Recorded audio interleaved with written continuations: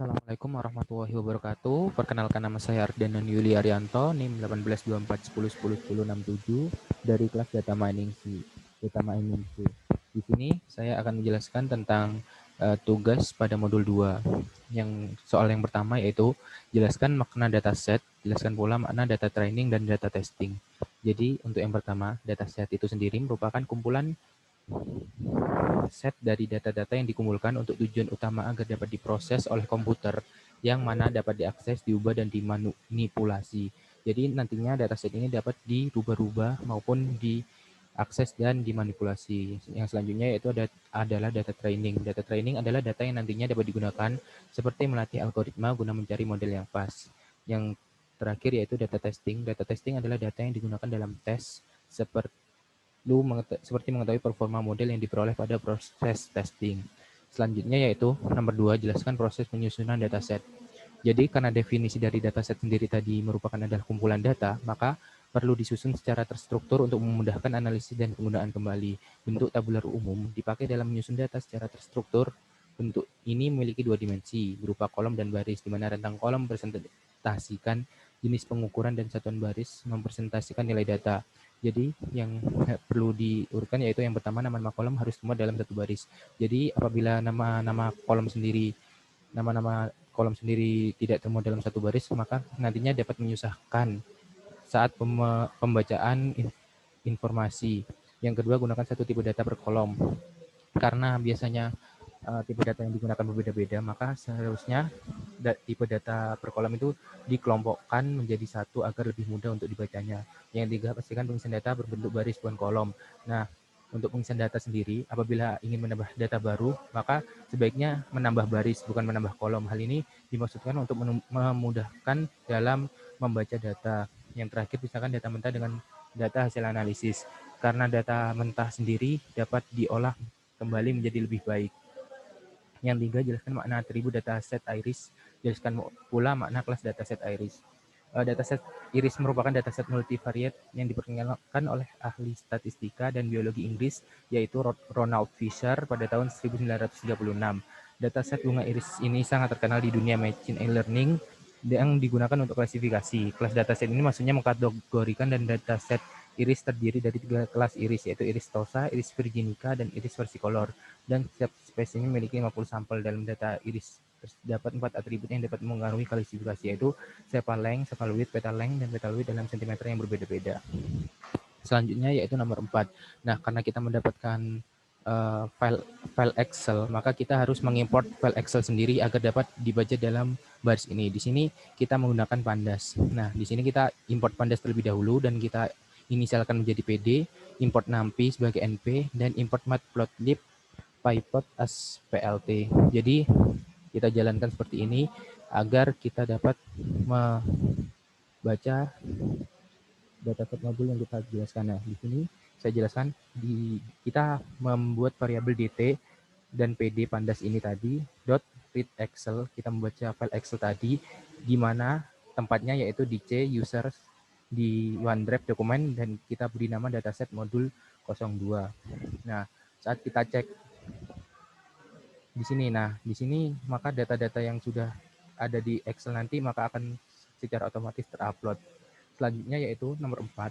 Nomor 4 di sini kita disuruh untuk memasukkan dataset iris sebagai array 2 dimensi di numpy.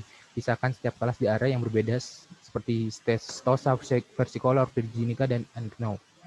Nah, di sini kita membuat variabel seperti tosa dan dt, variabel yang kita buat di awal tadi ini untuk mengakses file Excel-nya. Di sini dt species name. Jadi species name di sini adalah apa yang kita inginkan. Jadi di sini seperti stosa, virginica, versicolor, dan unknown. Nah, di sini kita tinggal mengambil datanya seperti kita ingin membuat stosa, dan kita cari values titik 2 semua baris dan hanya berada di kolom 1 sampai kurang dari 5, yaitu 4. Jadi baris 1 sampai kolom 1 sampai kolom 4. Nah, setelah, dan itu sama untuk semuanya, jadi virginica, versicolor, dan unknown. Jadi kalau ini dijalankan, kita jalankan, nah maka ini sudah bisa diambil. Jadi kalau kita ingin memanggil, kita tinggal memanggil nama variabelnya saja seperti stosa. Jika kita run, maka sudah menjadi array 2 dimensi di sini seperti ini. Dan jika kita ingin yang lain seperti versi color, jika kita run, nah maka akan keluar array versi color. Begitupun dengan yang lainnya. Itu untuk nomor 4. Selanjutnya nomor 5 yaitu kita disuruh membuat scatter plot yang menggunakan pasangan atribut berikut pada setiap kelas, termasuk unknown. Berikan warna merah untuk stosa, hijau untuk versi color, biru untuk virginica, dan kuning untuk unknown. Nah, jadi seperti yang awal tadi, kita di sini membuat variabel stosa, di mana dt ini merupakan variabel untuk kita mengakses Excel, di mana species name sama dengan stosa, dan lain-lain. Nah, untuk yang A itu kita disuruh untuk pada spaleng dan petal width. Jadi ini untuk plt.subplot 221 ini digunakan untuk, nah di sini untuk membuat hal ini. Jadi apa ya, kayak kita kasih pada baris dan kolom yang berbeda. Jadi kalau seumpama ini diganti, seumpama menjadi 141, maka di sini akan menjadi 4 pada baris yang sama. Makanya di sini saya memakai 221. Selanjutnya plt.title.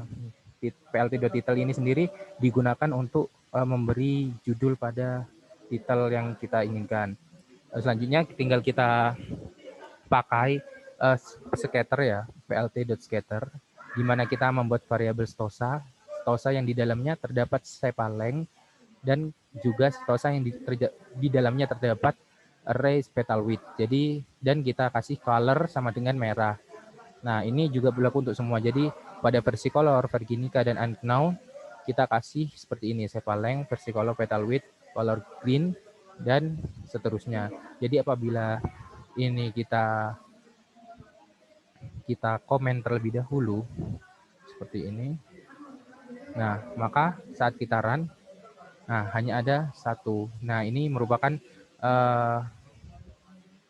isi dari sepaleng dan petal width. Nah, seperti itu. Jadi kita tinggal merubah apa yang ada di dalamnya saja. Jadi untuk selanjutnya kita uncomment seperti ini. Nah, maka jika ini kita jalankan, maka di sini sudah terdapat scatter A, B, C, dan D, di mana A ini merupakan sepaleng dan petal width, B sepal width dan petal length, dan C sama seperti A, sepal length dan petal width, dan D merupakan sepal length dan petal length. Nah, kita lanjut ke nomor 6. Jadi nomor 6 ini kita disuruh menjelaskan bagaimana karakter pengelompokan setiap kelas pada scatter plot. Nah, jadi untuk setiap kelasnya, pada 4 sampel yang kita buat, ini kita bisa melihat bahwa stosa selalu berada di bagian bawah. Namun pada stosa yang di dalamnya berisi sepal width dan petal length, ada satu titik data yang memecah diri, tapi tetap berada di bawah. Terus selanjutnya untuk versi color yang hijau ini selalu berada di tengah, yaitu di atas stosa dan di bawah virginica untuk versi untuk versi color. Nah, untuk virginica sendiri yang berwarna biru selalu berada di atas dari semuanya. Jadi pada 4 sampel yang udah kita buat sudah selalu berada di atas.